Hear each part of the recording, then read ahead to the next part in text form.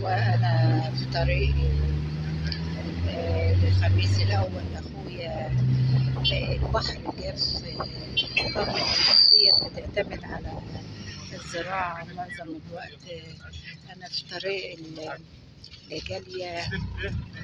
المناطق الكبيرة الناس بتضم الرز اهيت، بتضم القمح، موسم الدهن الأبيض، والأراضي كتيرة واللي بيصطاد. الدنيا مختلفة اهي، لأن الناس دي تقريبا بعيدة عن التحضر بشيء شوية، لأن هم وبين الناس مسافة.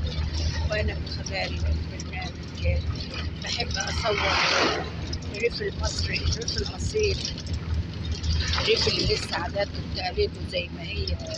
في الميت تلاقي الناس شايلة صواني براحة، ما كلفوش الميت حاجة، في فرحهم بيجتمعوا، بيخافوا على بعض، بيحبوا بعض، في مشاركة وجدانية، مشاركة حب.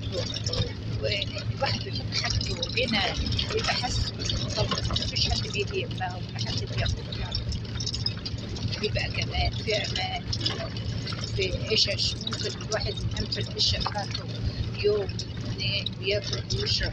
بالعكس الناس تروح تطمن وتسأل عليه. في اختلاف هنا كتير ما بين الحضارة وما بين الريف المصري. الريف المصري بنقول على مدد الشوف أراضي كتير، معقول الأراضي دي ما تكفيش الناس بدل الغلاء اللي كل يوم. البصل اللي كان وصل ل 30 و40 والخيار والدنيا دي، الأراضي كتيرة هي الناس ما بتزرعش في الأماكن دي بدل الرز والقمح، الخضر والحاجات اللي الناس بتستهلكها كل يوم، بحيث إن تبقى الحاجة رخيصة.